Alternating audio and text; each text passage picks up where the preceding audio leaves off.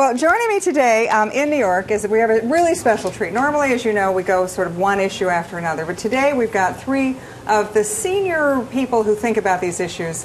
People in the country of really VIPs, guys who know what they're doing, everything from business to intelligence to foreign policy to military. And so we've asked them to stay for the entire hour. We'll take your questions if you want to email them to us or send them in the live chat.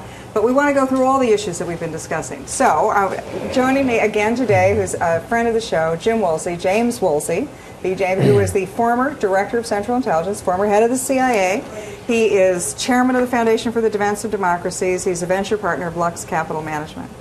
Next, we have a new guy on the show, Major General Tom Wilkerson, United States Marine Corps retired, who is the CEO of the Naval Institute. Yes. Think tank for the Navy, right? We hope so. And then one of my former colleagues from the Reagan administration, Jack Bergen, who's right now is the vice president for Alcoa, so he's in the business world, but somebody who is a West Point grad, Army Ranger, former speechwriter to Cap Weinberger, and, as I said, a Reagan administration official. Okay, let's start out. Deja vu all over again. Here we are in Kabul. We've had a bombing, which was not supposed to happen. It's a bombing that happened at a hotel, which was the sort of landmark building of the Karzai government. It's where the Karzai government came to the Afghan diaspora after the Taliban had been defeated. So they've been there. That's their sort of signature building.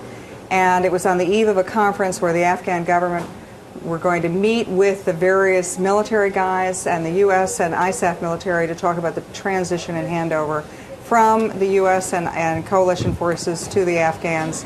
Suicide terrorist attack on the eve of that. I mean, talk about something that's poking you right in the eye. Any thoughts? The purpose is to poke us in the eye. Yeah. I think the president's announcement of the withdrawal schedule, not even taking advantage of the second potential round of fighting a year from this summer, made us look like in bin Laden's classic formulation, the weak horse rather than the strong horse. Do you think this attack was as a result of the president's remarks, or was it a planned prior to this? I think it's probably planned before, but it's part of what we will see a lot of, which is finding a way to stick a finger in our eye as we leave.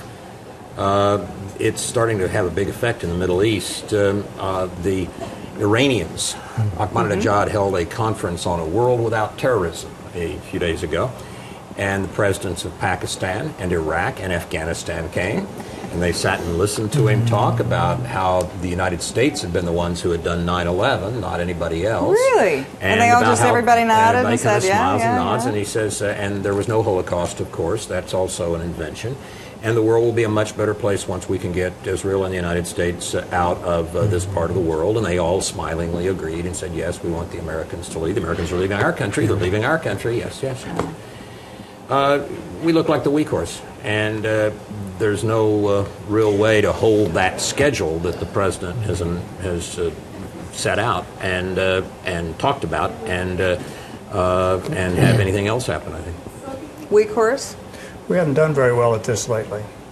If you'll take a metaphor, maybe there are some good wars, there's some bad wars, and a lot of wars are ugly. Let me give you an example of good. The best one you can think of was when Bush 41 was president and we went to Kuwait because we were going to liberate Kuwait. Right. We liberated Kuwait and we came home. Done. Bad wars. No mission creep, nothing, no stick around, no dance, no sing. Yeah. We said what we were going to do. Everybody knew what we were going to do. It was right up there in headlights. And then we did it, and then we came home. The military accomplished their mission, and that was the end of it. Now, critics and pundits can get along afterwards and work on it and say, maybe we should have, maybe we should. But the fact is, we said what we were going to do. We went and did it. We came home. So contrast that to Afghanistan. Now contrast that maybe with Vietnam. And Vietnam's the bad one, if you want to use it as an example. We went there and we spent light years and lives. And then we left, as Jim points out, essentially with our tail between our legs, and the rest is history. Ugly wars are where we are right now. We don't really know the goals, and the goals keep changing. We're incrementally beginning to back out of a situation we might never have been able to manage from the beginning. And we don't look so good doing that because everybody else watches and they recognize. How many folks go to the Super Bowl to watch their team play? Yeah. They go to watch them win. Yeah. And they have to define that win. And if you want to say, is it good to withdraw early out of Afghanistan? What's your goal? then you can decide if it's good. And if your goal's mushy, how do you know you've got it? How do you don't know? know where you're When do we going? stand up and cheer?